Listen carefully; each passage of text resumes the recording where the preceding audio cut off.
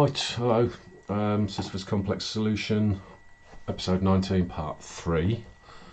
I'll be looking to tie the stuff together that was shown in parts 1 and 2. So, part 1 being around the members of SAGE and what it is that we can see as a result of those kinds of people being put together. Then part 2 being the roadmap for research and innovation according to the Department for Business, Energy and Industrial Strategy, which read very much like essentially like a communist manifesto, really. I ain't going to run through all that again, and that obviously because they were really long. This could be a bit of a long one as well, and the reason why I did those two was to lead into this one, because this is moving into the part where I'm going to be covering I'm going to cover two offices, or two agencies, however you want to call them. The first one has got a small amount of relevance to what had been discussed last week, but the main one is in regard to the UK Research and Innovation Group. And then the reason why I have to spend more time on that one, and the reason why it becomes relevant to tie this all together, is that's the one that contains what the previous document had called the 9 councils. They're not councils by any stretch of the imagination, but it's giving you a track record of, or giving you the existing framework of what they've already got, and that is obviously not doing particularly well. So why anybody would want to have more of that, I'd beyond me. And so I'll be running through each one of them, because again, that means then doing 9 in one. This is probably going to be, I don't know, maybe an hour and a half or something like that, maybe, I don't know. But it's going to be long enough that I'm not going to be able to do the faux effort. I wanted to make a couple of little points before I get started. That because the episode title comes from Dante's Inferno, so obviously that you got the Italian connection, I wanted to try and have a look and see if I could find a quote from an Italian that fitted around this particular subject.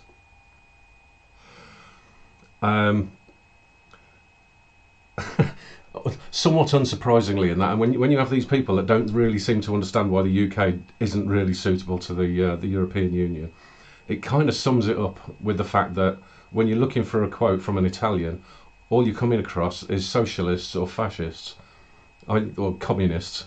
It's quite staggering.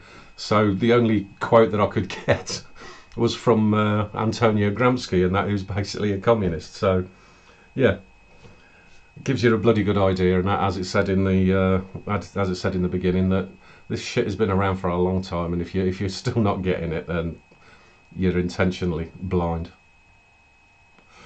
So anyway, the other thing that I wanted to point out was I had made mention previously around Companies House, and how there are certain elements of what it is that is performed within Companies House that presented a few issues and need for review and reform. But when there's been this conversation coming out around common law, and then the offices being independent registered organisations, I'm starting to notice how many of these offices are not actually registered businesses. Some are, some aren't, and others, as I'll explain shortly, have taken a different form. You'll come to understand when I start running into the first segment.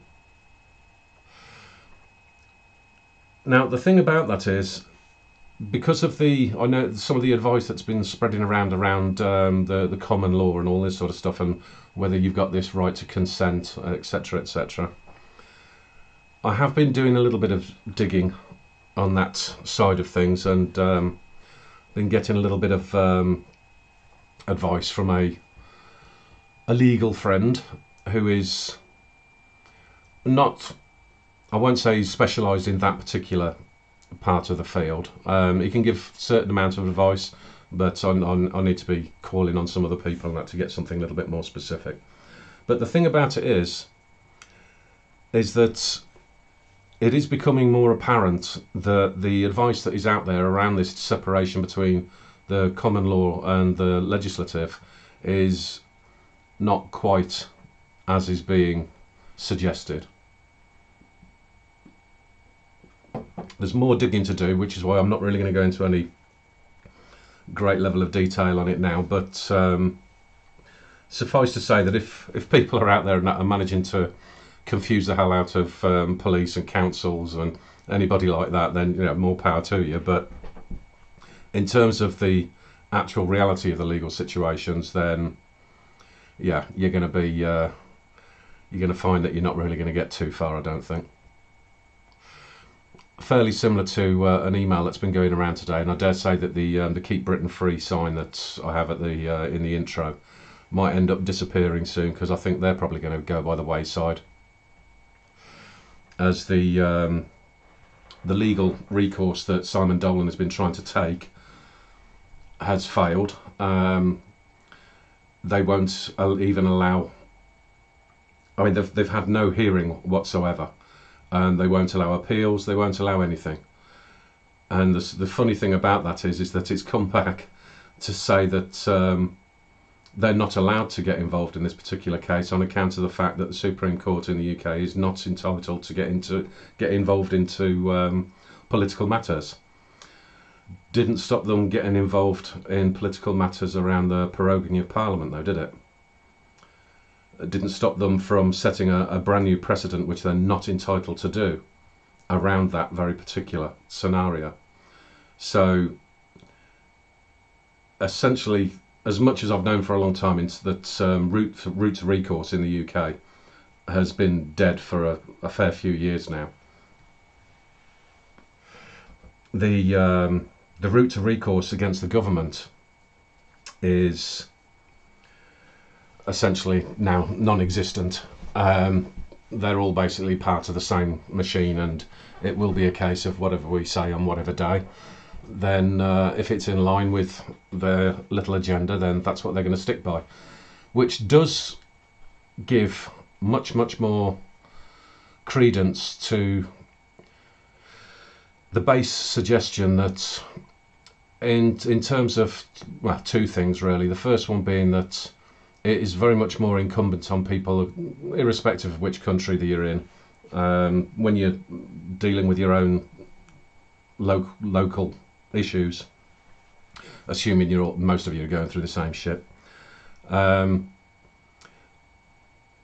getting a lot of proper facts to be able to make these people look silly becomes much more important, and then sending those messages out directly to your local MP, representative, whatever, sending out freedom of information requests and that to ask for justification for things. I mean, essentially bombarding them with so much information that you maybe get a couple of them and that's will finally sort of grow a brain or get a spark of intelligence finally and actually understand what they're doing.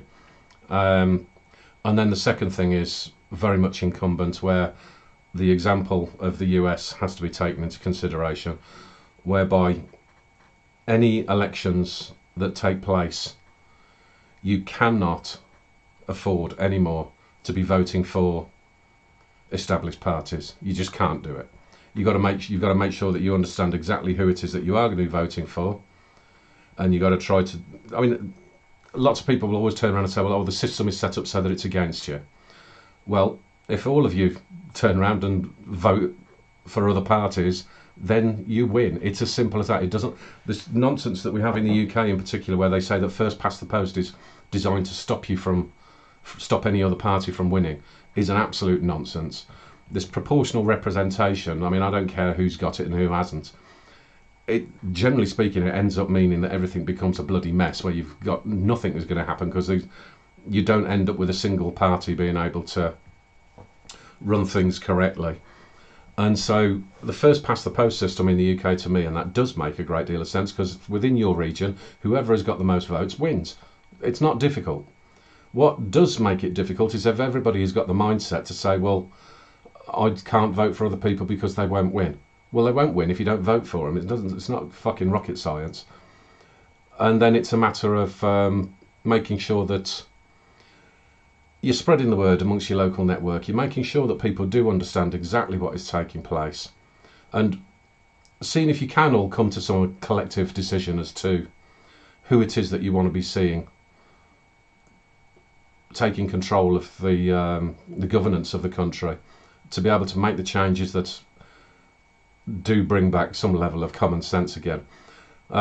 Within the UK, obviously, and that's people know now, my allegiance is with the Heritage Party, and that has become further cemented by, I think Laurence Fox has been making some slightly unusual statements lately, which, as much as whether anybody agrees with what he says or not, that doesn't really matter. I don't think that he's of a calibre within the world of politics to be able to be put forward for that kind of responsibility. The guys from Reform, is it? Yeah, Reform, because Laurence Fox is Reclaim. Nigel Farage and what's his name? Richard Tice, I think his name is. They're the Reform Party, and they've been talking about this green nonsense by saying that they want the windmills and so forth to be made in the UK. Well, no, we don't want the bloody windmills in the first place, because they make no sodding sense whatsoever. So it's just another part of this complete misunderstanding that they've come out on they've become popular over a couple of single issues that most people very much agree with. But when it comes down to the wider subject matters, they've just headed straight towards what they think will be a panda, and not the black and white kind. So they've talked about whether kids should be charged the amount of money for universities when they're predominantly doing stuff online. Fair enough. I mean, it's a conversation, but it's got nothing to do with the governance of the nation. And now they're talking about bloody wind farts.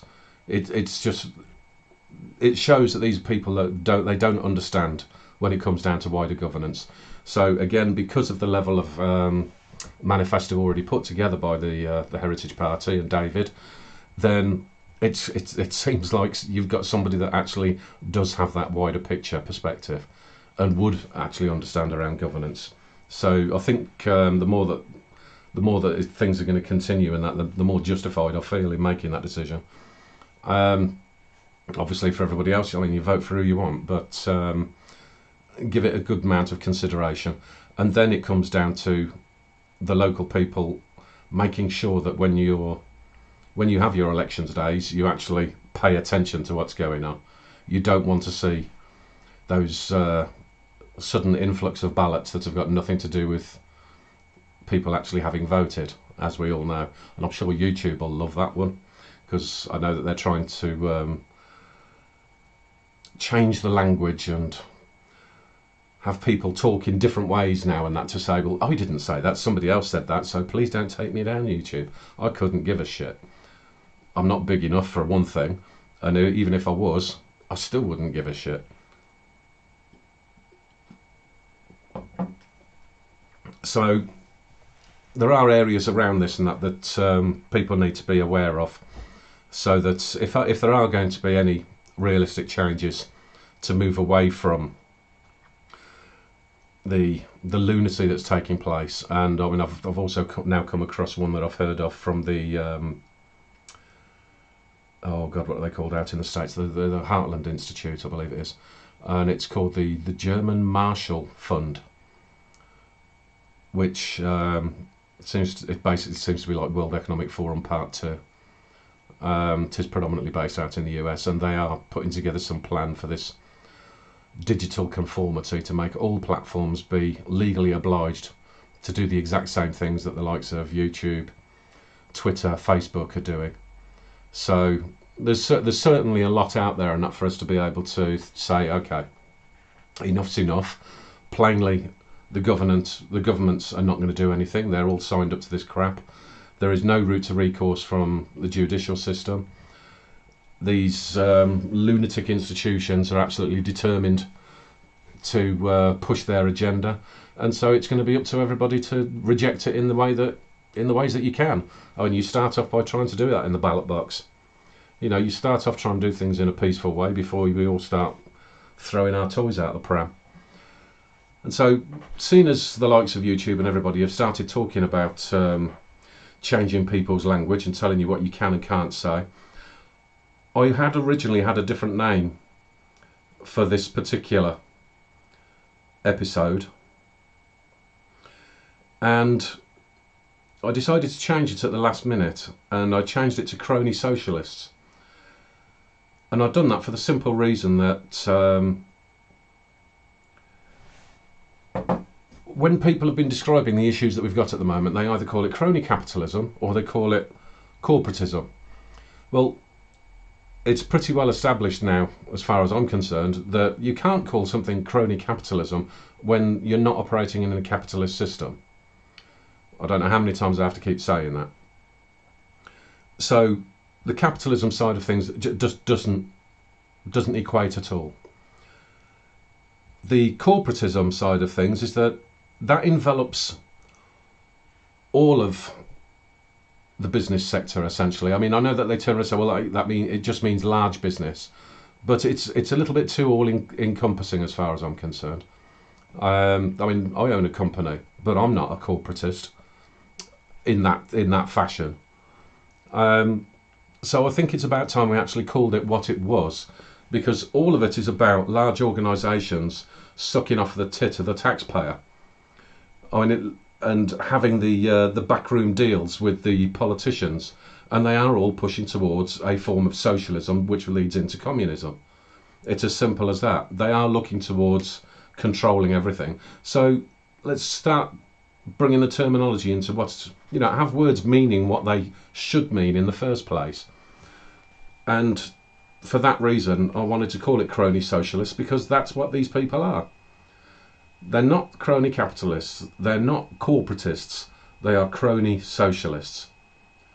So that's going to be the name that is the name of the episode, and I think it's a word that we all need to start spreading far and wide, and let people call a spade, rather than messing about with words that nobody then really understands what the definition is. If you've got crony socialist, you can't really fail to understand what it means.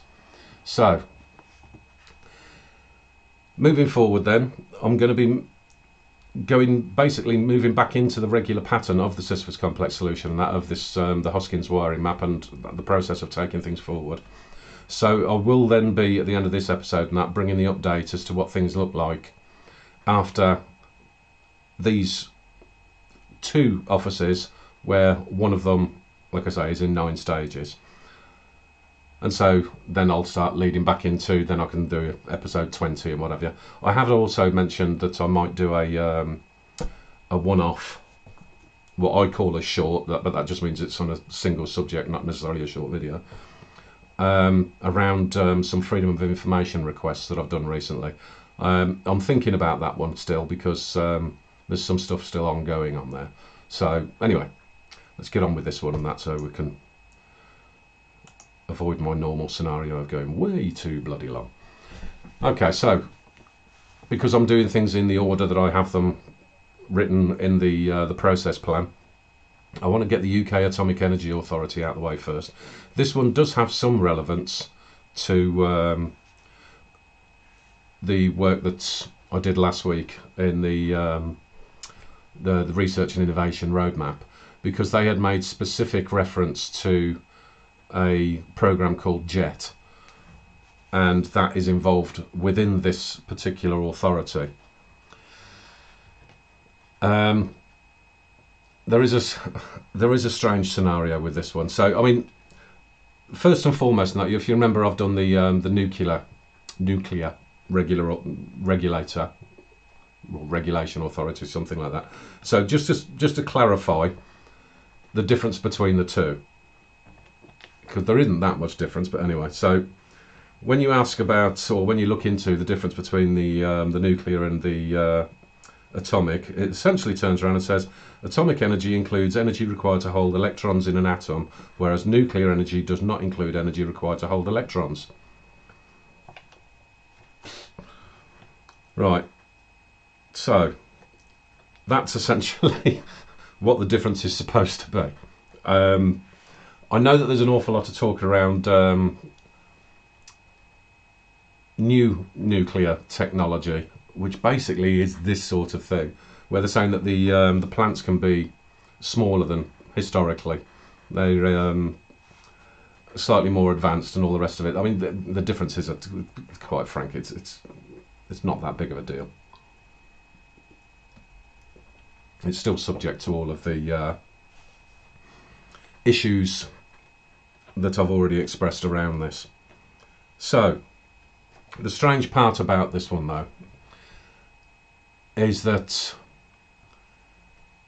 this is obviously listed within BEIS, but as you can see from up the top there, on 18th of September 2009, it was purchased by Babcock for £50 million.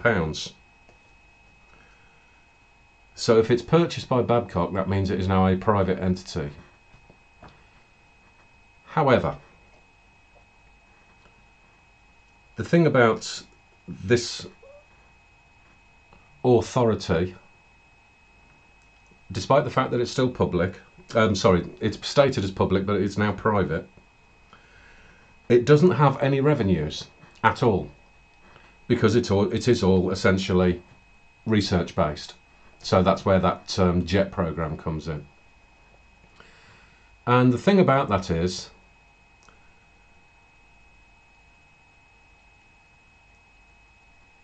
they list within there, you've got the income statement that I've got on there. The income is basically money that they get via the taxpayer. So, like from BEIS, and the reason why it appears on there, they get £82 million of taxpayers' money during this particular financial period. But I mean, they're getting these kind of sums every year, and it's also part owned by the European Union. So they've sold something that was held as part of a government asset, kind of. That becomes another conversation. But they've sold it for 50 million, and then they're giving them 82 million in 1 year. This is the height of stupidity.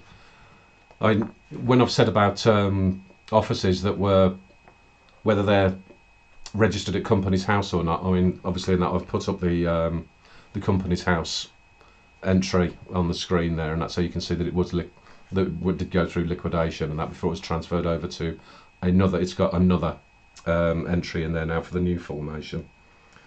But there's got to be some level of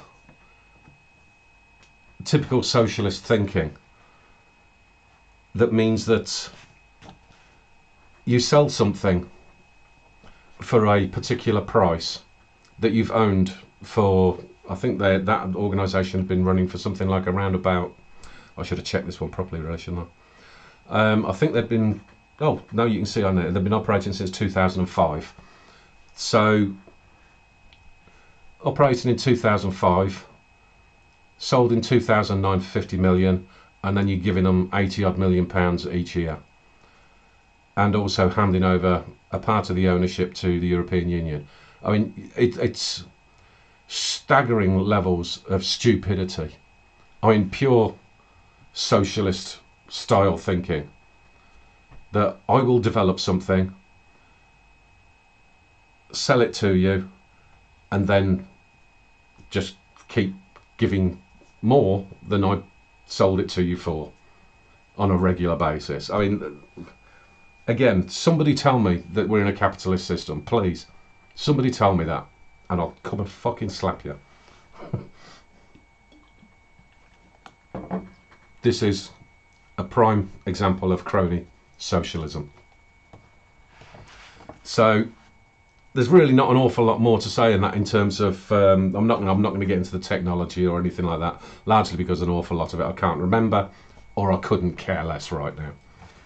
it's subject to the same issues that I'd already gone through on the nuclear side, and that where they need to be having proper benchmarking and so forth. So this is one of the offices that is listed and where there's all this taxpayer money going through, and it makes no sense whatsoever. This is the sort of stuff that these geniuses are going to be coming out with their Build Back Better plan. This is the kind of idiots that we're dealing with. So now we move into the main one, and this is the UK Research and Innovation. So if you remember, look back to the previous episode, the part 2, and the first thing that I noted immediately with this, well, there's two things that I noted immediately with this, is that when you look at the information that they're presenting, immediately they're promoting 8 what they call councils. So their socialist calculator is already immediately wrong, and that because there are 9 of them, because they've missed out the Arts and Humanities Research Council. Something that's worth missing out, I can assure you, but they are wrong to do that, and it's a slightly dubious way again of this around the transparency that there's supposed to be, that they're not showing everything that's involved. But it does get worse, because if you remember the from episode 18 where I'd left off how the budget was running, we were looking for no more than 3 billion in expenditure in order for the department's budget to actually show some level of rational calculation, to just to as a kind of an audit, to say, well, okay, you've got your figures right, because you've got this nearly 8 billion here. We were looking towards no more than 3 billion, so they're already 5 billion over budget. So you've got misreporting immediately. That in itself has to be a red flag, and questions around that. So when I dig a little bit further, and as per usual, I think there's going to be a hell of a lot of links in the description this time, but everything will be there for you to look at. They tend to divide everything up into these really quite ridiculous formats, that for each particular council they'll divide it into international business environment and place, people, infrastructure, and then ideas. I mean, it's a bit of it, you know, I mean, it's play school stuff. I mean, it's fairly simple that you've got socialists involved when they have to put it in this kind of handy-pandy fashion. But the thing about this then is that once you add up all of the numbers that they're displaying here, this comes to 7.5 billion.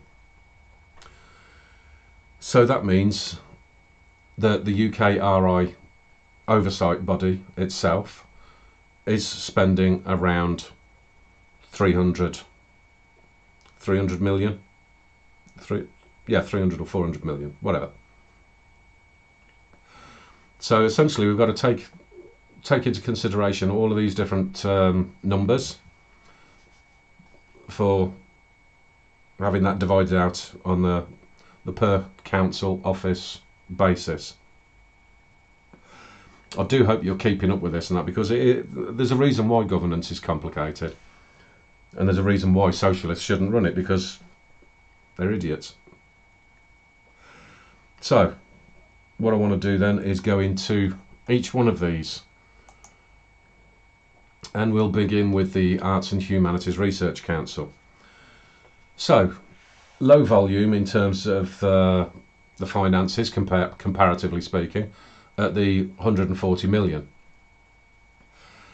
Not exactly insignificant, I would suggest, but the thing of it is,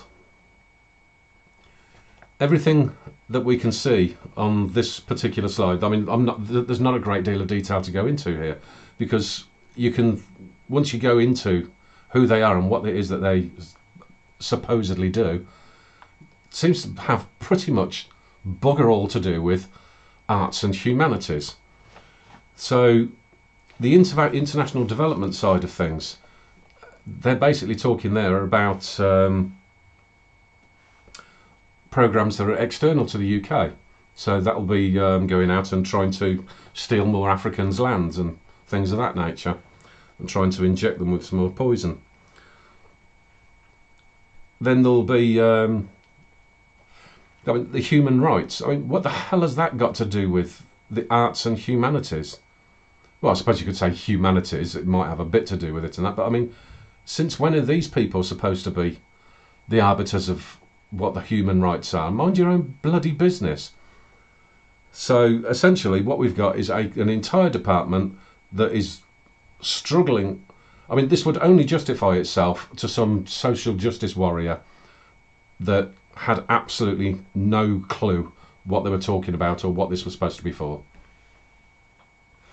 They would have a great long sentence that would last for around about 6 hours, and at the end of which you wouldn't have a fucking clue what they'd said. So immediately, when it comes down to the policies, we can save ourselves 140 million. Gone. Don't need it.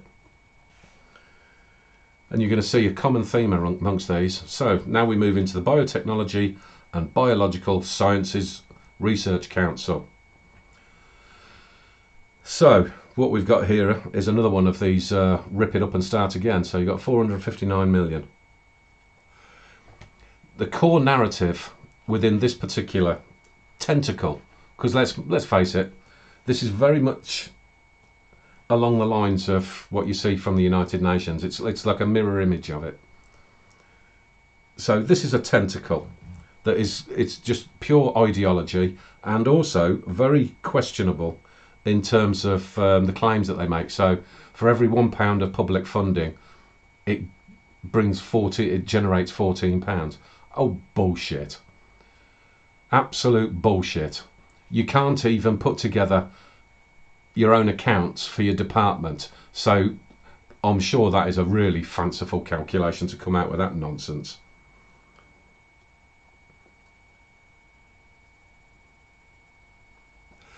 But it is very much all, like I say, this atypical ideology. And so, you know, healthier milk on the high street. It's milk. It's milk, for Christ's sake. I mean, one of the biggest problems I've found with milk is that the more they keep fiddling and farting around with it, the worse it gets. I mean, it's just bloody milk, for Christ's sake. All of the crap that they keep coming out with around all this sort of stuff, they always get it wrong. And that's why there's an awful lot of stuff coming out at the moment and that's actually turning around and saying, like, plant-based foods are actually more toxic than that has been suggested. So, you know, your 5 a day and that has been complete bollocks. The people that are coming out now and that's saying how much better for you meat is. So, you know, because nobody really understands any of this stuff, because they keep coming up with so much crap on a daily basis that contradicts what they said the day before. Why bother? And again, you've got replacing fossil fuels. I mean, not a clue. It's all ideological. So, because these kind of people and that are going arse about face and all over around the ideologies that they've been told to say are true, I would be looking towards having a scenario here where it would be reviewing every single project these people have been taking place with, all of the crony socialism that's taken place, because an awful lot of the funding is based on how much they are then going to hand out to programs, where it's the mix between universities, charities seem to be in there, and that's what the hell they've got to do with anything, I don't know. And then corporations. I mean, you can see here that there is the one example of this Oxitec that seems to be another publicly funded firm entirely, where again the accountability for this and that somehow this pretend capitalist system is funding and starting and maintaining private organisations. I mean, it is pure socialism. So I would run through all of those different things, and I'll be recommending basically the same for every single one of these offices or tentacles, to find out exactly who they've been handing over money to, how much has been handed over, checking on all the reporting for this, and what the basis, the due diligence was for each project. Because I think with this type of stuff and that, where we can actually really start to get a grip to be able to remove the ideology, is to have due diligence with the threat of criminal liability. Because if somebody's been taking taxpayers' money and wasting it through no proper due diligence, and none of the returns that they're claiming, and being purely ideologically driven, they should be held criminally liable for all of this stuff. Because this is, I mean, could you imagine a regular person that goes out and says, right, I'm now going to go out and build a wind farm. I've got absolutely no intention of doing it, but I'm just going to say I am. Then I get in touch with the government, find the latest moron from whatever bloody organisation there is. Give me £16 million, please. And then I get that money, and then I do absolutely fuck all with it, apart from have a bloody good time for myself. Send them a few documents. Go, yeah. No, it hasn't really quite worked out well. Oh well, never mind. They'd come hammering down on my door. But are they going to do it when it comes down to their crony socialist mates? No, they just give them the next check. So there would be the threat of criminality hanging over the heads of all of these people.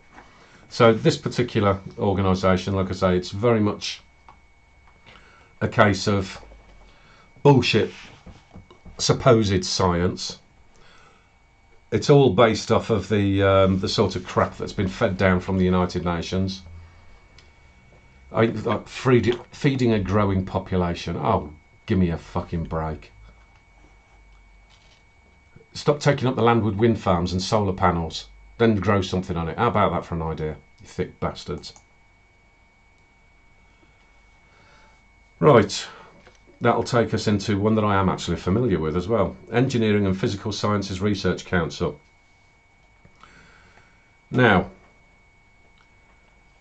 if you remember, I'd made mention in last week's episode about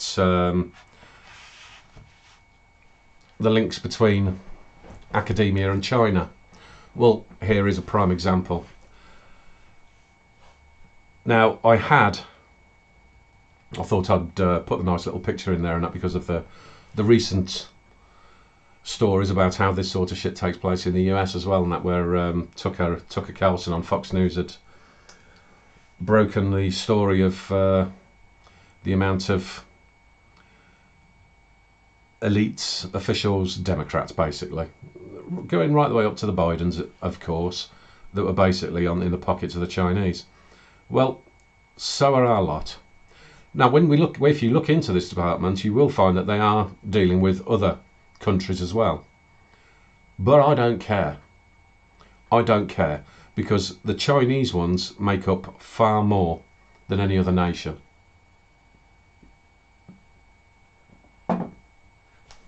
And every time you look through all these different documents, and as I described last week, and it was in there within their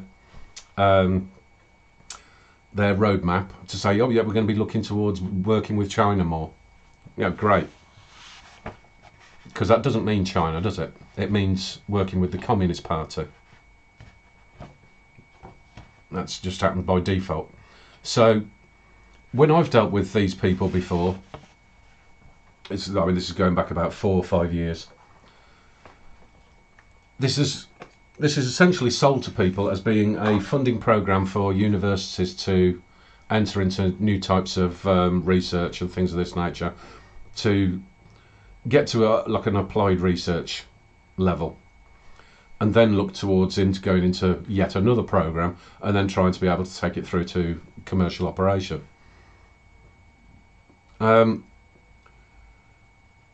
The universities should be able to do all that stuff without these kind of programs, because I mean, you're looking over £1 billion that these universities are pouncing off of the taxpayer. on top of all of the other money that they're getting, you know, the £9,000 a year and that, and then grant funding for this, and then money for that, and money for the other, and they're getting this sort of shit as well. So when you get these universities that are sitting back and sort of claiming poverty, oh, we need to charge more to the students. No, you don't. This is the problem. This is the problem that you've got, that these indoctrination camps are spewing out the socialism that is being spread, leading into communism, which is why they want to deal with the Chinese. Now, when I have dealt with them previously, I mean, I spent a bit of time at a number of different universities, and the kind of programs that they're running are predominantly head scratchers, and not in terms of the fact that it's more complicated than it should be, and it's in a field that you don't understand or anything like that. It's literally a case of, I don't understand the purpose of what it is that you're doing.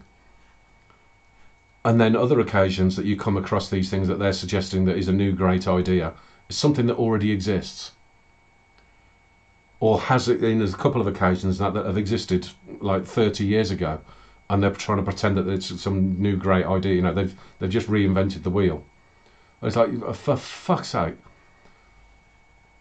these people are literally, I swear to God, most of these people that are doing like the PhD programs and what have you, they're literally scouring the internet to find out stuff that used to happen somewhere else that they hope that people won't realise that they've basically just pinched an old idea or an idea that belonged to another country.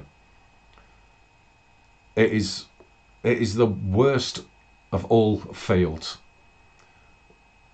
I'm sure there are a couple of pieces of research that come out of this stuff and that can be quite justifiable.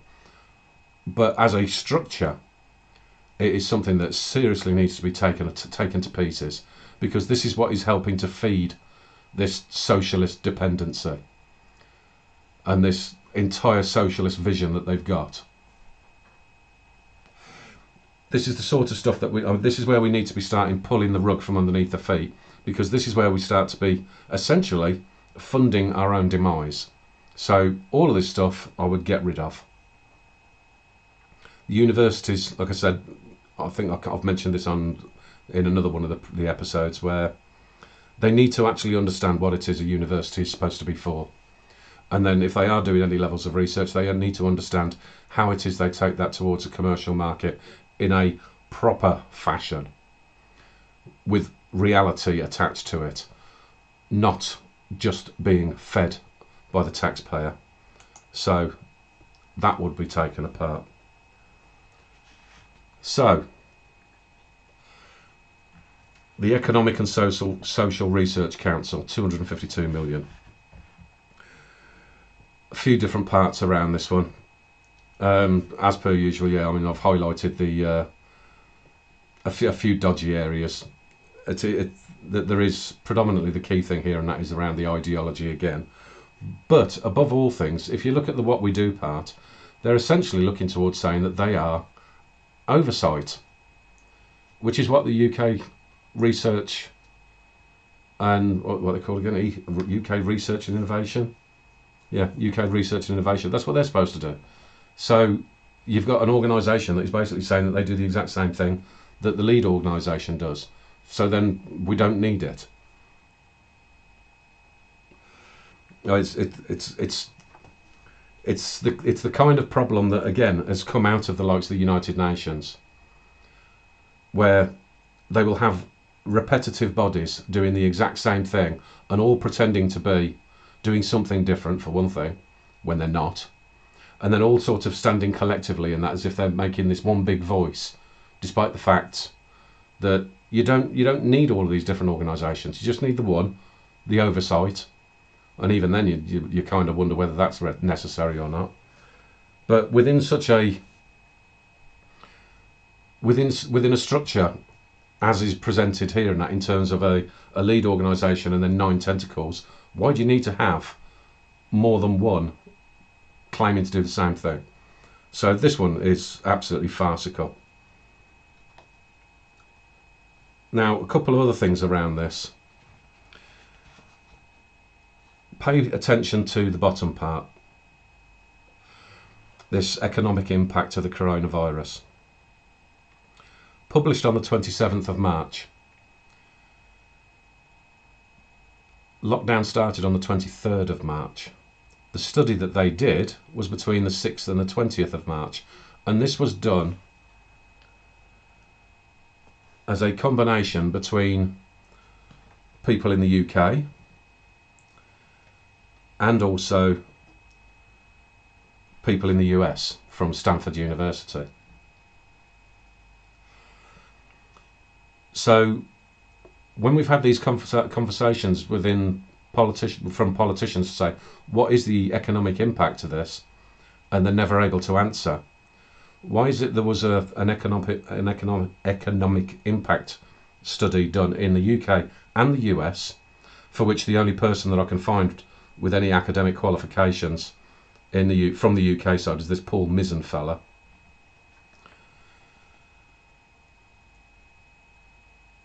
How is it that they put that together and it's playing no role whatsoever? I mean, why have they put that together plainly before lockdown anyway? How can you have an impact assessment from something that you haven't done yet?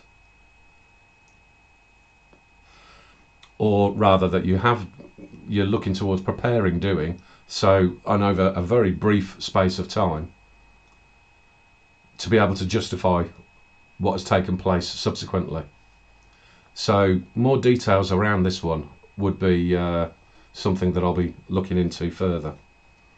And it was particularly important because that particular piece of research, as well as being funded by UK tax money, it was also financed by Health Data Research UK, who are backed by the Bill and Melinda Gates Foundation.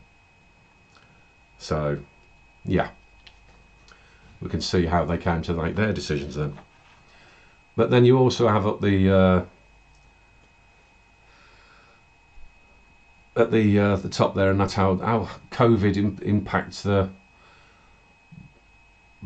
Black Asian minority ethics, whatever the hell they're called. That's led by that picture. There's Stephanie Hatch, Professor of Sociology and Epidemiology at the Institute of Psychiatry, Psychology and Neuroscience at King's College London.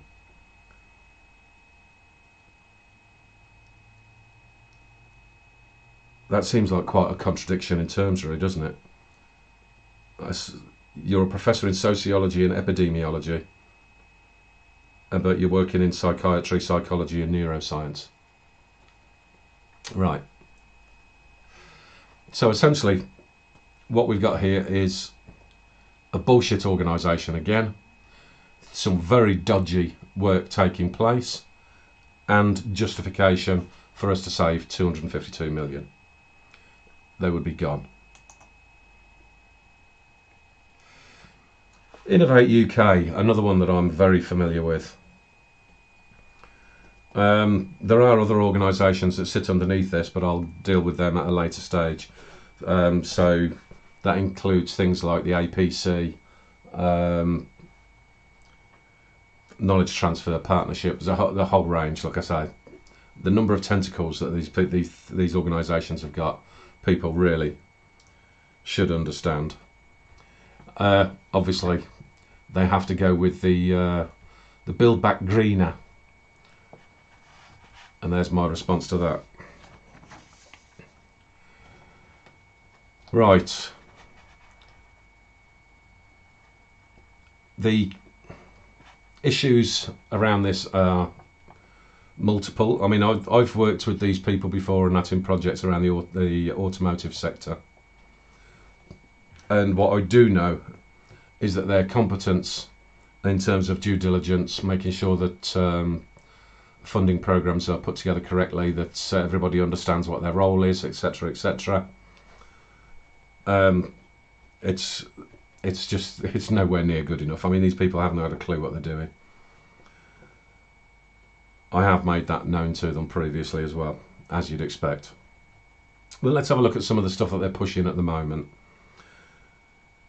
So we've got one that has been developed directly as a result of one of these programs, and it's this organisation called Oceanium, and which, as you can see there, not unsurprisingly, yes, it is supported by Innovate UK, but it's also supported by the World Economic Forum. It's another one of these bullshit, we do green crap companies, so of course it's going to have all of these types of morons getting involved with them. There are other types of organisations along this line that I'll delve into a little bit later on another day. Then down below that we've got this I mean, this is a funny one. This robot is 3D. And this is the prime example as to how stupid these people are when they're deciding who's going to get any money. Especially, again, like I said, when you look at the size of the budget, 1.265 billion, outrageous. Now, if you look at the picture of that, this robot, IZ 3D, or robot is 3D, I don't know how they pronounce it. I mean, this is supposed to be an autonomous vehicle that will go along the road, repairing the road. Basically what that is, because of if anybody knows anything about being able to repair roads, which I mean, the way that they do it these days has gone backwards. It's so bad. But this is going to be worse because that big old roller at the back, I mean, for one thing, this particular vehicle would end up being the size of a sodding tank, and not a small one either, because the roller at the back, the size of the roller that you ideally need and the weight of the roller that you need is going to make this thing weigh tons. It's going to be fucking huge, and it's on tank tracks, which I know lots of people are turning around and having arguments as whether tank tracks destroy the road or not, but you tend to get people that are saying that it doesn't destroy the road, where they say that in terms of theory, as in the weight displacement and things of this nature. And yet when you actually look into tanks that do go down the road, the one thing that they do is destroy the bloody road. So essentially what you're going to end up with is a tank that is just going to have to literally go backwards and forwards up and down the same road, repairing all the damage that it's just done. I mean, it just goes to show how stupid people are to be able to turn around and give taxpayer money into nonsense like this. And the fact that it's autonomous as well. So you've got this fucking great, I don't know, 15 bloody ton, whatever it's going to be, autonomous pile of junk going up and down the road with a bloody great heavy roller with nobody driving it. Yeah, good luck with that. That's not an accident waiting to happen by any stretch of the imagination, is it? Now, there is some highlight here in terms of this Dr. Ian Campbell, because he's not there anymore, by the way. He's left very, very recently. But this is an indication around the crony socialism, because he has left, like I say, around about, I think it was around about either October or November, after being in a position which pays 180 grand and then another 37 grand for performance. Okay, so 217 grand for giving our money to fucking great automated tanks. And the thing about it is that this guy's passed. I mean, he'd come out of his university, as they all do, and he'd been part of an organisation called Arca Diagnostics, and then Molecular Vision, to which they'd the one company, I think Molecular Vision, get my words out, had been sold off into a larger pharmaceutical type. So I mean, he'd got this background in the medical sector, so he's already well established in how that gravy train works. And what he's done subsequently is he's gone to now work for a charity called Life Arc, which is another medical type of firm, and I think again it is around the areas of this diagnostics and all this sort of stuff and that, and obviously it's got its page all dedicated to COVID-19, and essentially it's just another one of these organisations that is going to be sucking all of the money dry from the taxpayer. So he's well involved in all of this sort of absolute garbage. So essentially what you are going to end up with is yet another person that has probably lived most of his life in that, just sucking the taxpayer dry.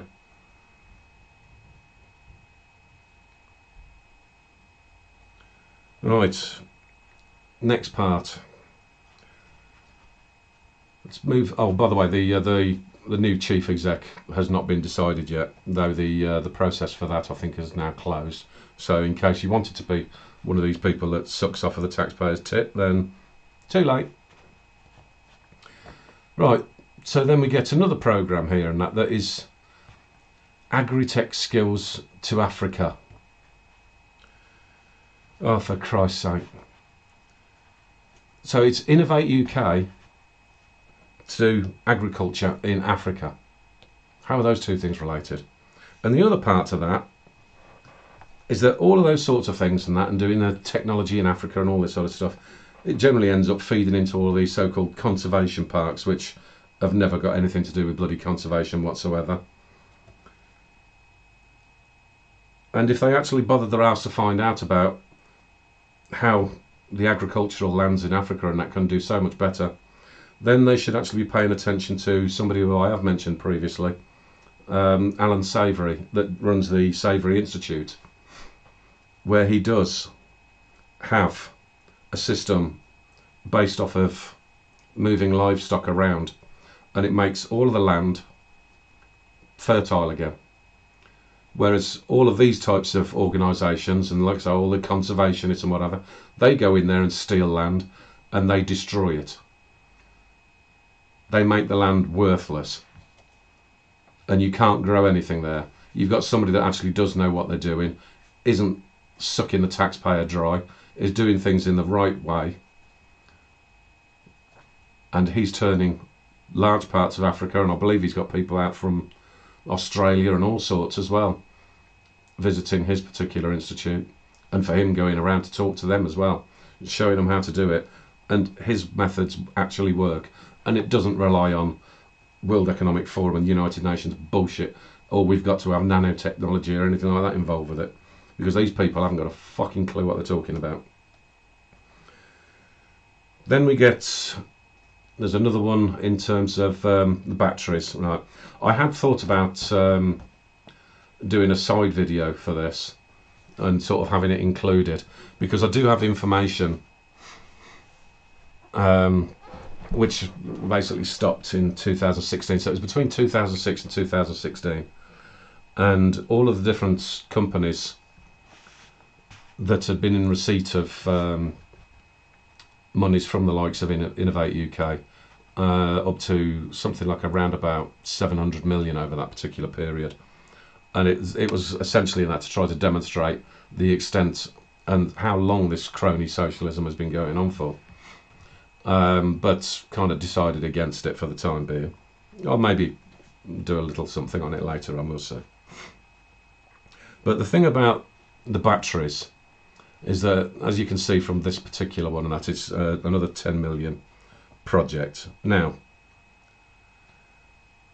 a lot of these battery projects have gone back to around about, I think it's mainly really big push started in around about 2015.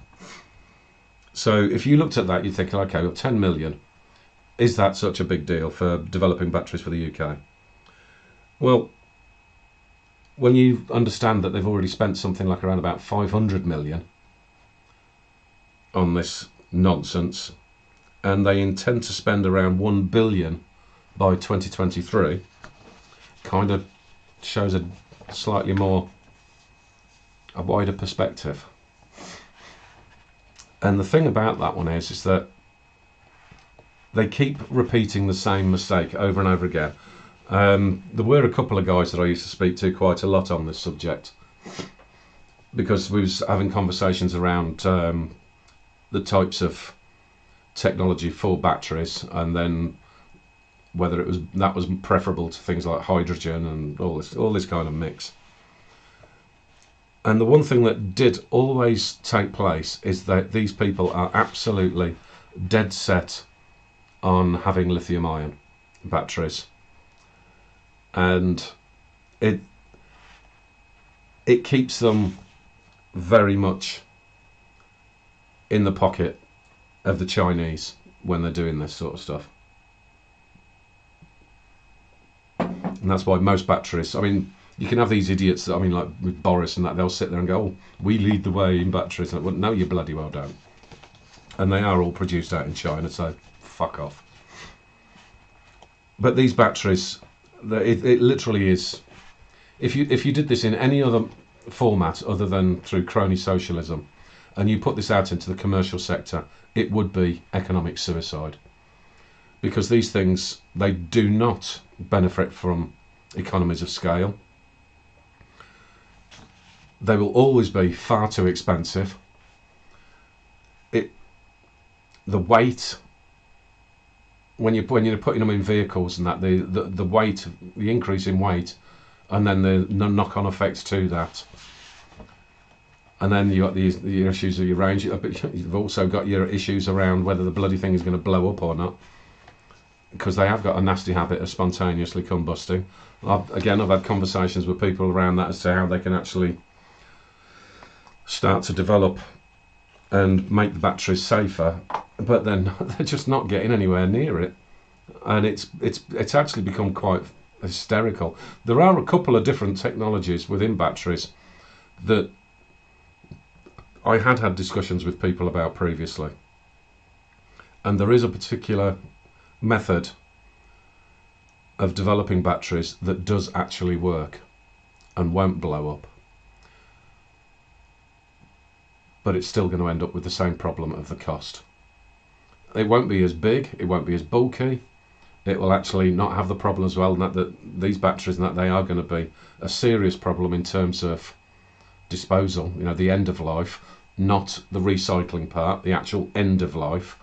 It's kind of like with the wind farms and that, where they turn around and say it's all ecologically wonderful and it's going to save the planet, and then they've got all these the dead parts and that they have to then bury in the ground and that and leave in there, and it just doesn't degrade.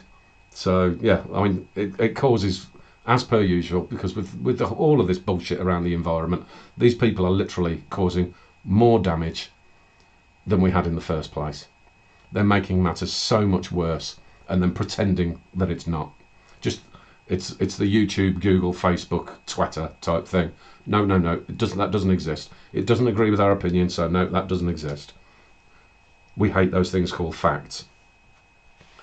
So the fact that they are chucking more and more money into this ideologically bent crony socialism lies of an agenda, all of this needs to be stopped.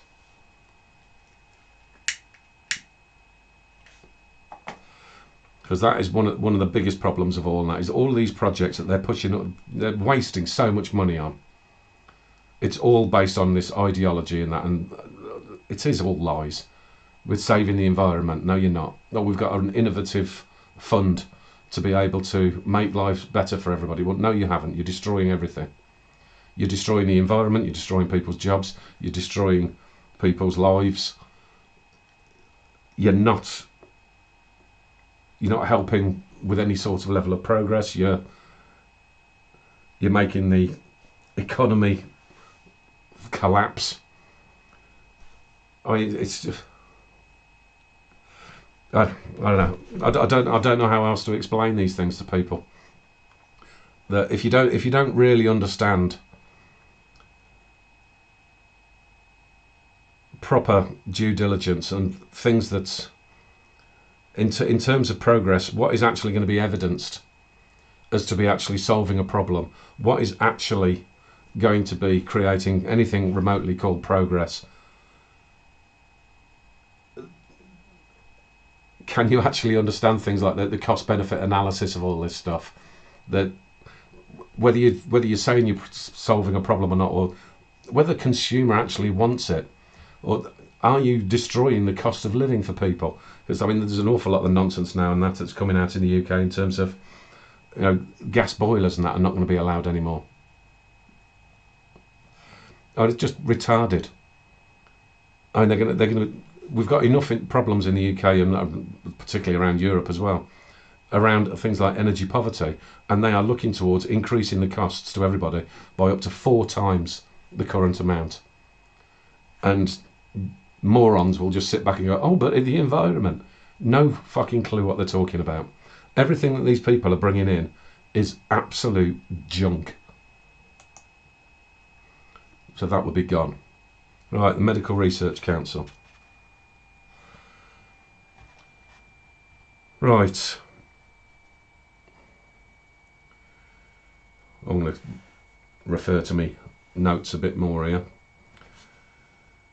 Right, when we look at the open bids for the office, there's 29.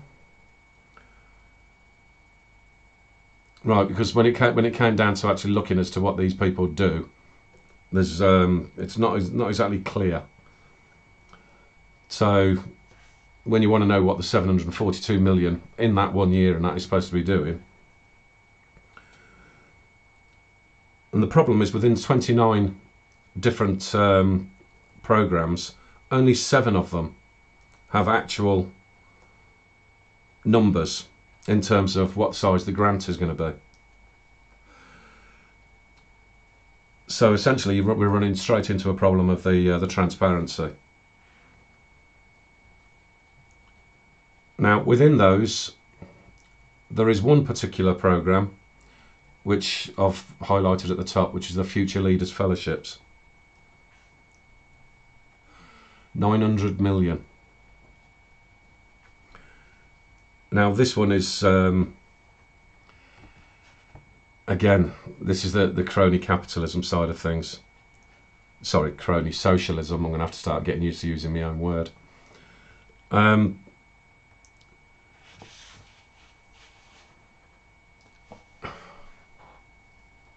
This one is spread across a number of the tentacles, so it wouldn't be right to turn around and say, well, okay, this is just purely a sum based off of the Medical Research Council, and it wouldn't add up anyway, and that because, well, I mean, things don't generally add up anyway, but 900 million compared to 742.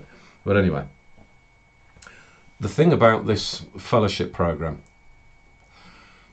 this isn't just about people going in to do research in universities. This is also feeding people into companies as well. The Crony Socialists. They are essentially getting what basically amounts to free labour. There are people that are kind of qualified to be going in to be able to do certain levels of certain types of research across a range of different sectors. It's not actually just medical.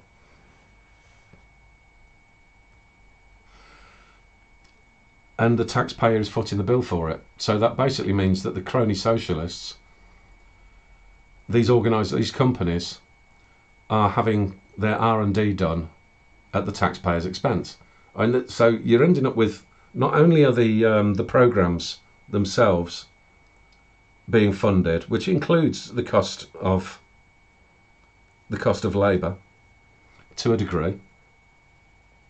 Usually it's done on a match funding type of thing, but I think I'll come to that a little bit later on as well. But then there's another fund which essentially is going to be making up the difference for the funding that they're supposed to be providing themselves as well. So when people turn around and say that there's an unfair competition between these larger crony socialists and regular competing private sector organisations, well, the key problem there is that the private sector is not having all of their R&D and staffing costs covered by the taxpayer, like these people are. So it's that method of the crony socialists and the governments working hand in hand to be able to destroy competition. And it's outrageous how they're doing this stuff. So then we go down a little bit further and we can see the crony socialism in pharma. So again, it's multi-tentacle type of thing. And in terms of these vaccines, where you get this nonsense of, oh, the private sector have all got together, and whether you want to think that the vaccines are actually worth taking or not, personally I don't, because they haven't gone through the testing properly. But when they turn around and say how much each vaccine cost, we've already paid for it. It's been paid for on the research side. The intellectual property is basically given away to the farmers, and then they're charging us a fortune on the top of that. So this is kind of where you do end up with this scenario that when people want to wonder why the pharmaceutical sector in particular becomes a problem, it's because they're turning around and selling their various medications saying, well, it has to be more expensive because it's covering the cost of research. Well, it's not covering the cost of research because we've already paid for it. So it's just this never-ending cycle of bullshit. Oh, I don't know.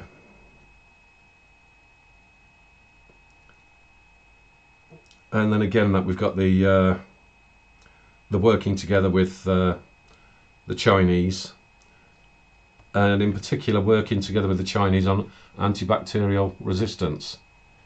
How's that working out for you? Incredible. So essentially what we're dealing with here is, I'll put a list of the different up near the top in the middle, basically top middle, the areas that they're supposed to be covering.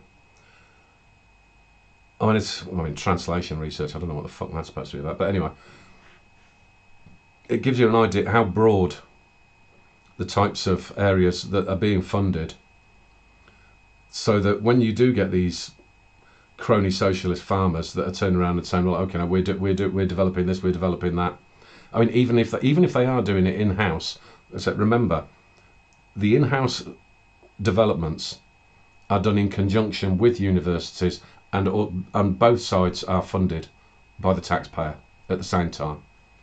So when you're looking at the wide range of different medications that are coming out onto the market, and that are more often than not, even though it's been developed with taxpayer money, you'll find, like with systems like ours here and the NHS, where they'll say, well, oh, this new medication and that, because it is so new, it's very, very expensive, and the NHS can't afford it. Well, we paid for it.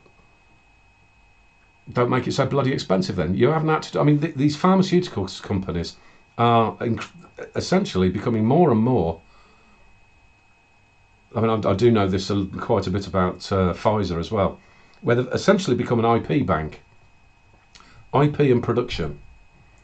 So they've basically managed to get their hands off the IP from the research that we paid for, that then they can hold on to for like 20 years or whatever it is. And then all of the pharmaceuticals that they produce must come from them, or they will they'll get a royalty kickback, and that's on the back end when the patent has run out, and then they will charge an absolute fortune, essentially just for being a production partner, and it just makes no sense whatsoever. So there's an awful lot of the reasons why this entire system needs to be seriously pulled apart and looked at in its entirety to find out what the hell this crony socialist system is doing to everybody. When they turn around and saying that, oh, we want everybody to be healthier and things like that, well, you could make people an awful lot healthier if you reduced the cost of healthcare and made it more transparent and stop letting fat bastards get fatter. I mean, I'm no bloody socialist by any stretch of the imagination. I'm very much on the side of the private sector. But I do understand that when you're dealing with the private sector, if you need a particular supplier, you look at what the value of what it is that they're producing, and you say, right, okay, I want the breakdown of the costs of what it is that you're producing, and then I'll allow you a 20% margin on the top of that, if you're lucky. And that's all you'll get. If you want the contract, those are the terms and conditions. That's how you do things in the private sector. You don't have the so-called private sector, the crony socialist sector, going over and having drinks with his buddies in government and in procurement departments, chucking them a couple of bob in a suitcase, and then just running off on that and charging everybody else an absolute bloody fortune because they don't care because they've already had their 30 pieces of silver. That is not private sector business. That's not how things work. That is why all of this stuff, wipe it all out. Wipe it, completely scrap it, start again. And if that ended up meaning we do need to look towards the public and say, well, okay, for a given period of time, because these pharmaceuticals and whatever, they'll all run a mile, they won't want to know. And we say, okay, well, piss off then. We will collectively, as a government, set up an organisation that is purely part of the supply chain. Once it's up and running, we'll have a value of that, and then we'll sell it to a proper private organisation and say, okay, if you want to be the production supplier, this is how much that business is going to cost you. Until another competitor comes up, and you're golden, because up until that point, you're going to be producing all of the medications. Now that'll give incentive for another competitor to come in, and then we can look towards driving the prices down even further. There are ways of doing this where we do not have to kowtow to this idiotic socialist system. We need to take the legs away from these people. Right, Natural Environment Research Council. I mean, just the name alone, and that's I knew I was going to hate this one. 444 million. Now, there is involvement in this one and that, which is an organisation that I'm going to have to look into separately later on. I've made another one that I've made a note of for looking at later. This particular organisation does have involvement with Pirbright. And yes, the Pirbright Institute does have funding from, lo and behold, the Bill and Melinda Gates Foundation, and they are involved with virus studies. But I'll look at that a little bit later. And this particular tentacle is not the sole prime funder to Pirbright, but obviously that they are getting some money from them and that. But yeah, I'm sure the conspiracy people and that will love the fact that you got the links through to Pirbright on this one. But like I say, hold your horses. We'll deal with that when it becomes relevant, if it becomes relevant, because like I say, there's an awful lot of the stuff that comes out that does go a bit over the top. Now, because this is specifically stating environmental research, obviously, and that I've wanted to immediately have the reaction of calling bullshit. But you got the full projects at the top there, and that they're saying are the key things. So I mean, immediately again, my eyes get taken straight away to the bloody lithium research for the electric cars again. So basically, talking about batteries again. So it's even more money for batteries. Now they've gone on and said in that particular piece of information just below it, where it's saying 5 times more lithium needed by 2030. No shit, Sherlock. Thing about this is if these people actually knew what they were talking about or what they were doing, they would understand where, well, a couple of different parts to this. They would actually understand where the lithium is in abundance in the first place. Now, what these people are doing, that's essentially heading towards out in China again, which is, and again, completely avoiding the fact that when you're talking about lithium mining, they'll turn around and say that, you know, if you're mining for coal or if you're drilling for oil or anything like, oh, that's destroying the environment. But then ripping up an entire vast swathes of land for lithium is apparently okay, and that, you know, that doesn't actually register with these idiots. But the interesting part to this is that we have a very large amount of lithium deposits inside the UK. And that's why I've put down a little bit down there, and that of Cornwall, so the southwest of the UK. There's a very large reserve of lithium in Cornwall. But the daft thing about that is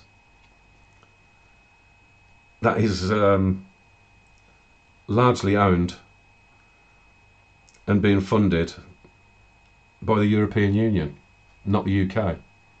So they're all concerned about the amount of lithium required, and they're all concerned about being able to develop batteries using lithium, but they want to spend all of their time and money heading towards China and handing over the lithium that exists in the UK to the EU. This is how stupid these people are. I mean, it's just, it defies any level of logic whatsoever, that they just don't understand what they've got in their own country and what they do have in their own country, and that they just want to give it away to the European Union. Unbelievable.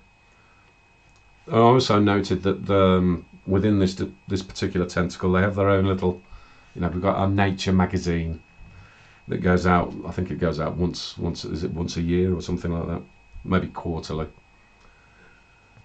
And when I was flicking through that, I came across this bit about the bees. Now, the bees is one that I have taken some interest in previously in wider conversations around environmental nonsense. And in terms of the UK, they do like to pick on the bees, because there has been this reduction in the population of bees, but they will always try to link it with the climate bullshit. Now, any kind of absolute guff tentative link that they can try to find, they will try to explain as being the problem with bees. Under no circumstances will they listen to the two basics, which is the increased level of bandwidth, which has been proven, and there are actual academic papers that have gone through the bullshit peer review system even, and it does demonstrate that the increased bandwidths, you know, all the different wavelengths and that for your phones and all this sort of shit, the more that increases, the more it fucks with the bees'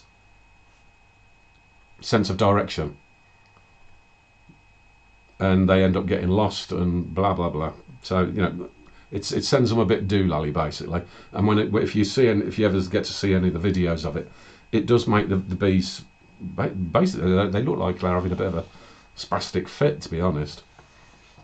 But it basically does kill bees. But they don't want to know about that, because they want to have 5G, 6G, blah blah blah. And then the other part to it is a much more simple solution, and that is when they're talking about the loss of habitat, it's not down to an increase in the built environment, because we're still below 3% built environment in the UK. The problem they've got is that they've ignored the fact that they've been removing hedgerows from between plots of agricultural land, essentially. So I mean, if you've got like a wheat field and then a maize field, I don't know if we have maize over here, you've got rapeseed fields all over the bloody place. But they've been removing the hedgerows that used to be the dividing lines. Well, the hedgerow dividers used to be the main homes for wildlife like the bees. Well, that's where you've destroyed their habitat. It's got nothing to do with whether somebody's been driving a bloody diesel or a petrol car. It's got something to do with the fact that you pulled down their home because you wanted to save the environment somehow. So it's an example again that of where you end up with some of the most logical, basic, common sense elements that should drive any intention towards this sort of stuff, and they are all going in exactly the opposite direction. Anything that makes sense or that has an actual answer to it, that gets thrown straight out the window, and they want to head in towards loony farm. That is the only thing that these people will do, and because that is the ideology, that is the typical socialist mindset. If it makes no sense whatsoever, that's the direction to go. So 444 million, save it, get rid of them. If these people actually bothered to look at things, learn about a few things, they might actually get somewhere. But until that scenario is put into place, I would remove everything from them. Research England, with a staggering 2.3 billion. And it's another issue as far as I'm concerned, because whereas we had previously the what was it, the ESRI, what were they called, Economic and Social Research Council, that said that they were oversight, despite the fact that UKAEA are supposed to be the oversight. You got Research England, which is oversight. So you got the 9 plus the head organisation, and within that you got 3 of them that are basically claiming to do the exact same thing. Where the difference here and that is that they're turning around and saying that somehow they're different because theirs is England only. Couldn't care less. It's supposed to be the UK. I know that they want to do all this devolved shit. And if the bloody jockstraps want to go on with their freedom nonsense and that, then yeah, fair dues, off you go. Then you can do whatever the hell you want, and it should then end up being not just Research England, it should be Research England, Wales and Northern Ireland, the UK. And whilst Scotland does still have some sensible people up there, and if they would stop voting for the racist party, then it shouldn't be Research England, it should be England, Northern Ireland, Wales and Scotland as one, the way it should be. So with this one, again, because it's supposedly all this oversight, there's very little information that they actually provide about themselves that justifies their existence, apart from, yet again, having yet more tentacles underneath them. One of those tentacles is falling within that previously mentioned, that 900 million. I've got that indicated in the UK Research Investment Fund. So they're part of this 900 million. But they do also turn around and say for every £1 awarded, the universities must attract £2 from other sources through partners, charitable organisations and philanthropic donors.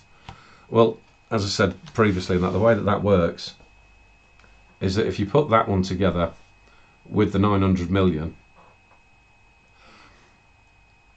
this is the part where you do have this scenario where it's called match funding, where you'll have a program that is put out where they say, right, okay, the funding program is going to offer this much money. The total value of the project is going to be this much.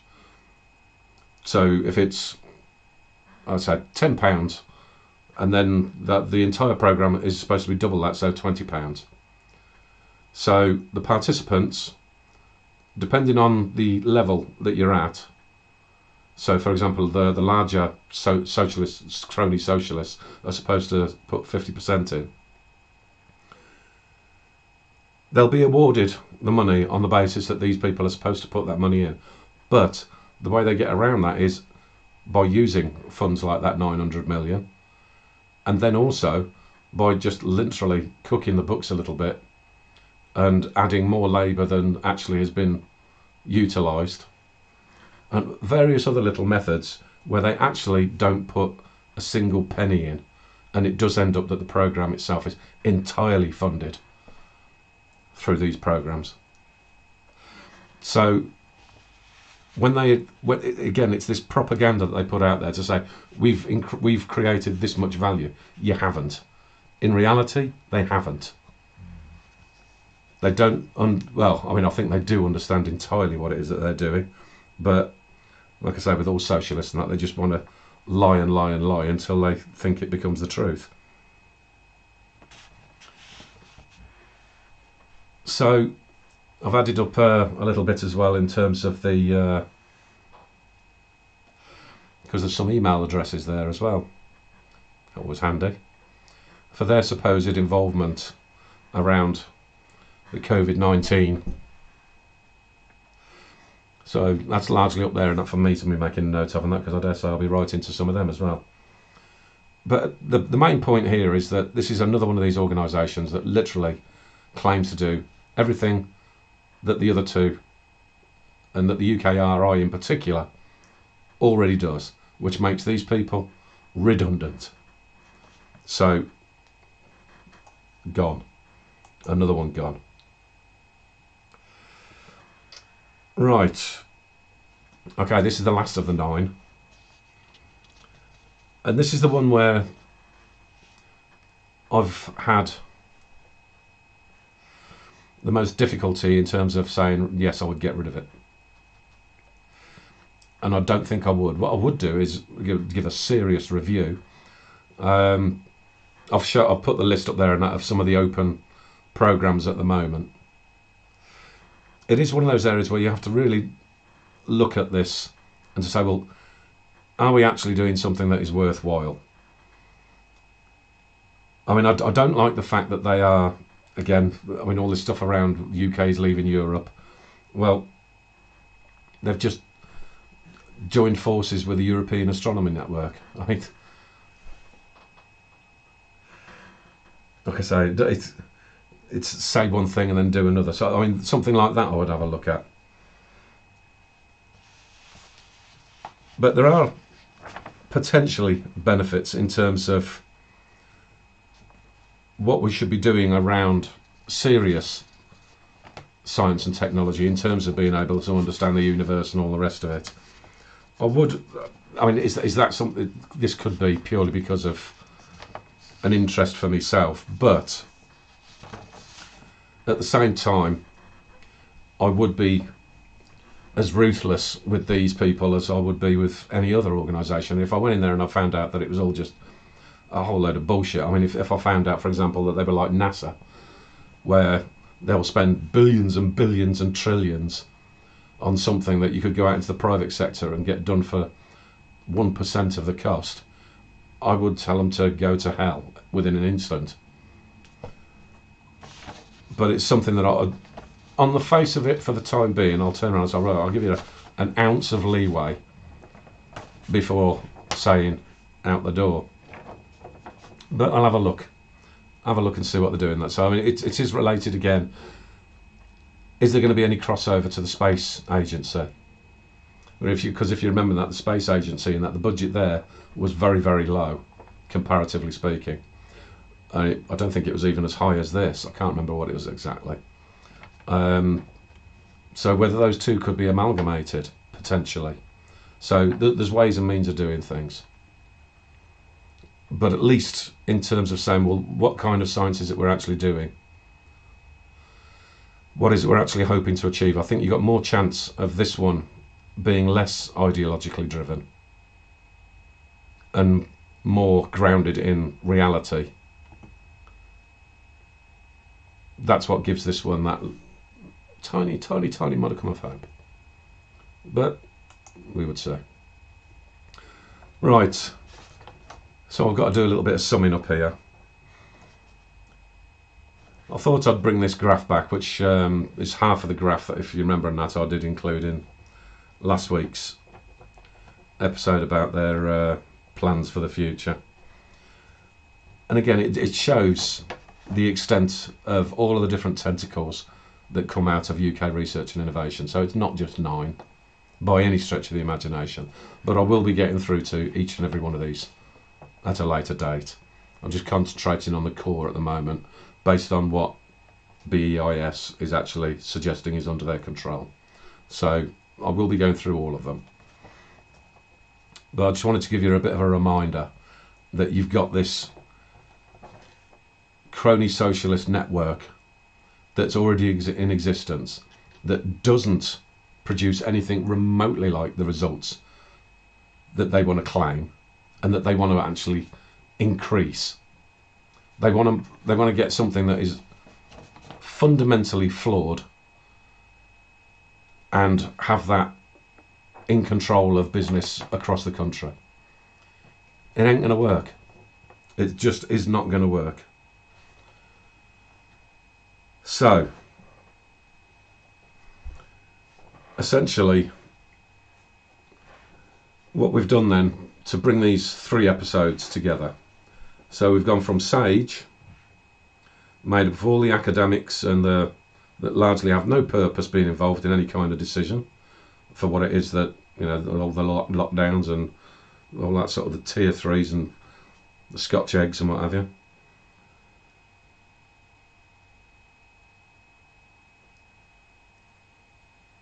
They've shown how dumb it is in terms of the supposed inclusiveness of the various disciplines that have got absolutely no understanding of what the problem is that they're supposed to be solving. They've got no real basis. I mean, we're still dealing with SAGE here. No real basis of being able to understand or develop the cost-benefit analysis, despite the fact, if you remember, the UKAEA had done some before they actually shut everything down.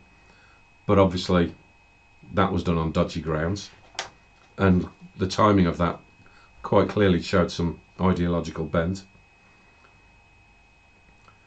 They've literally, through this method of having these people that have got nothing to do with the subject matter, having all these people come together and that with our ideology, they've thrown all reason out of the window.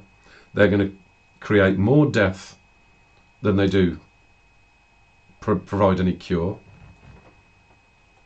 and they're completely destroying the economy, so they can basically pander to this entire ideology that these people are absolutely determined to shove down everybody's throat.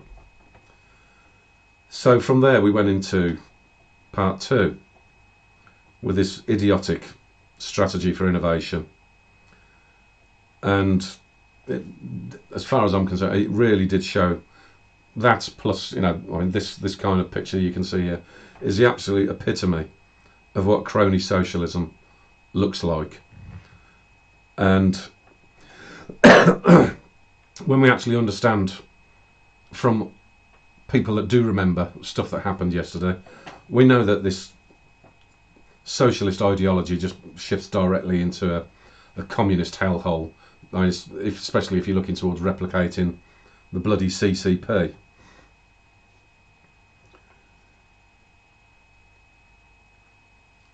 And so this push towards having everything coming out of an academic core, where all of the supposed ideas and all of the new businesses and that they're going to claim are private but are not, all getting pushed out of universities, where the people within the universities are being funded to put out shit ideas based on pseudoscience, a total lack of understanding as to the impact that it might have. Like, for example, there's stuff around increasing the energy bills. And this entire spider's web of lunacy being put together that essentially needs us to be able to, if we're looking towards having a real serious method of being able to prevent all this, it's not just about voting for somebody and then sort of recapturing some level of common sense, and that's being able to move away from this socialist ideology. You've got to understand where the ladders are that need to be pulled away to prevent all of this shit, and it falls squarely on the shoulders of this type of idiotic system.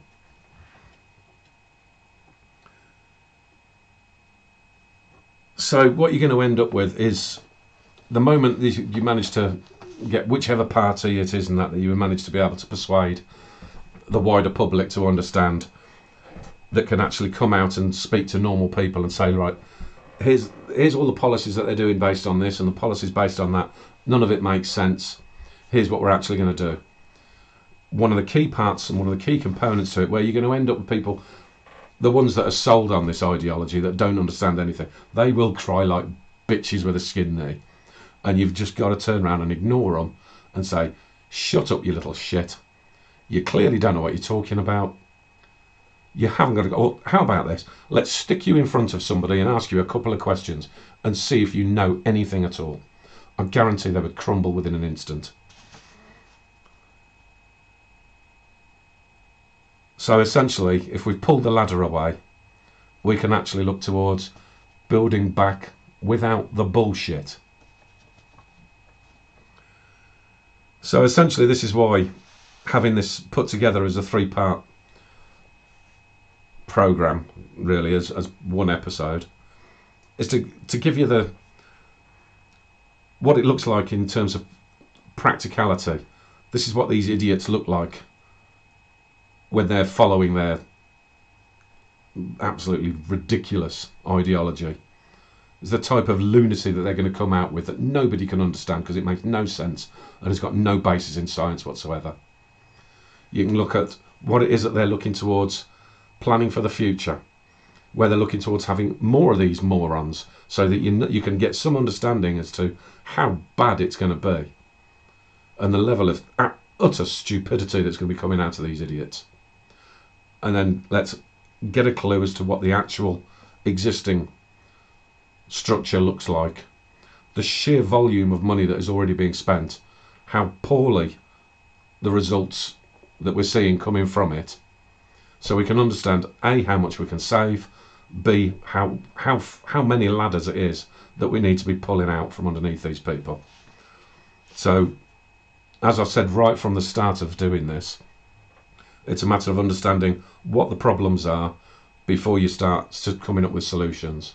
So this is one of those solutions based off of what is a plainly obvious problem that not enough people seem to understand.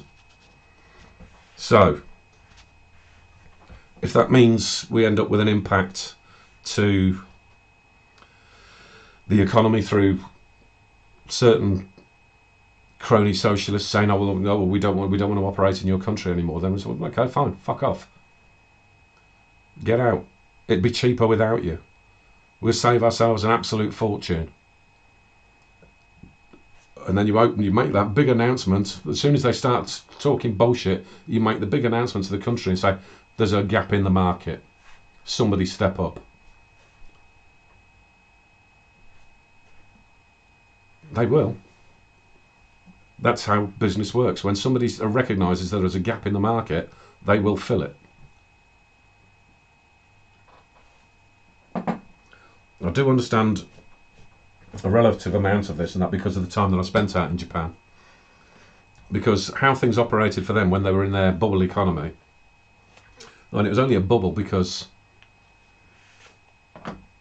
they were allowed to develop their domestic market and trade internationally whilst having severe protections to prevent anybody else coming in. So the bubble only burst when that time frame had come to an end, and then they started having to trade internationally again. That's where their economy has started to struggle. They're still very heavily protectionist, but that burst of the bubble meant that other organisations were going in, and they're not doing them any favours at all. So this nonsense of thinking that you have to be reliant on some great big crony socialist for your entire existence to continue is an absolute load of guff. Now, that doesn't mean also that you have to become a nation that is closed off to the rest of the world either. You just make sure that everything is done in such a way that it actually is a benefit for both sides, and that you're not causing more harm than good to the people that a government is supposed to be responsible for.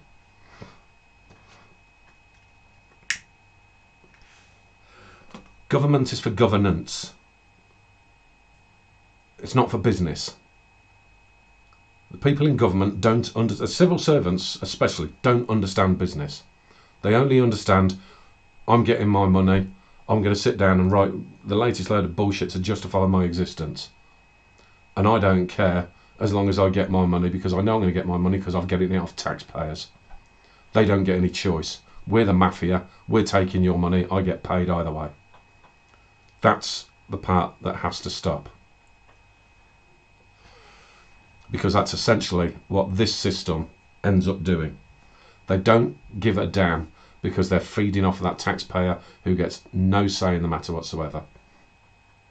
And when it moves forward in this kind of scenario where they destroy all of the smaller businesses and you end up with just those crony socialists, and then the government getting bigger and bigger and bigger, then basically the crony socialists will start feeling the pinch as well at some point. But it'll be too late by then. Like I say, this is how communism works. And you will essentially be left with no understanding of what your resources are anymore, which leads to your starvation, which leads to all of the problems that you always get from the results of socialism moving into communism.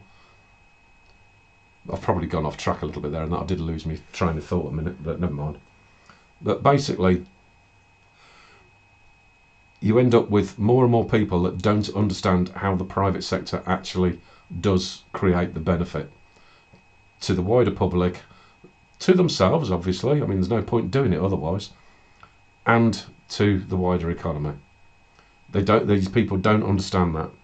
And the crony socialists, like I say, once they've got into that position where it's a case of they don't have to be competing in the market anymore, they will end up with the same mindset as the civil servants. They don't give a shit as long as they're taking from the taxpayer.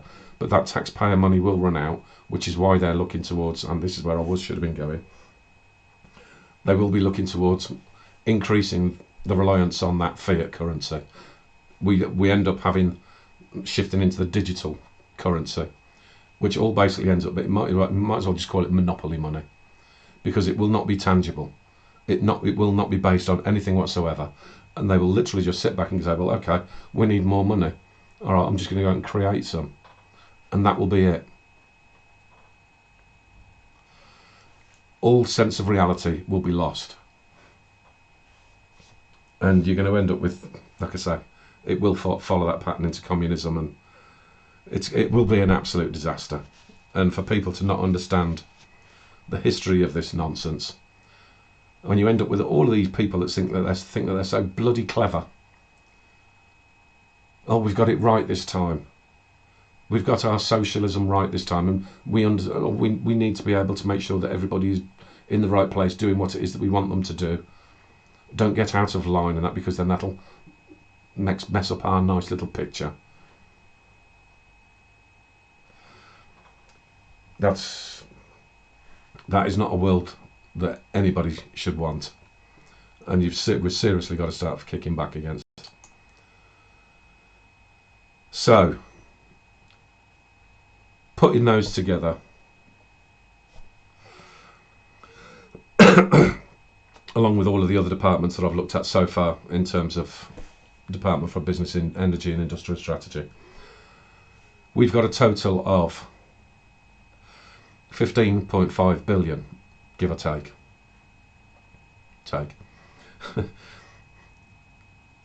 They declared a total of 13.4 billion, so it's over budget already. They said that within the offices, all of these offices down by the side, so you take out the core BES department, which was to make up the 3 billion, and then you got the other offices that were supposed to be 10 billion. So in terms of the overall department failure, and this is only so far because there's more to come, they're already 2 billion over budget.